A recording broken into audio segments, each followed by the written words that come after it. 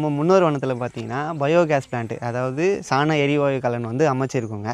இது வந்து முழுக்க முழுக்க கால்நடை கழிவுகளை நம்ம இதில் கொடுக்கும்போது, எந்த கழிவாக இருந்தாலும் தாவர கழிவுகளோ விலங்கு கழிவுகளோ எதை கொடுக்கும்போதும் அதை வந்து அதனுடைய பயோகேஸு அதுலேருந்து வர உயிர் காற்றை வந்து எடுத்து அதை வந்து கேஸாக கன்வெர்ட் பண்ணி அதை நம்ம வந்து உணவு தயாரிப்புக்கு பயன்படுத்திக்கிறோம்.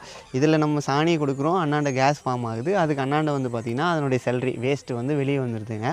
அந்த வேஸ்ட் எடுத்து நம்ம நிலத்துக்கு உரமாக வந்து பயன்படுத்திக்கிறோம்.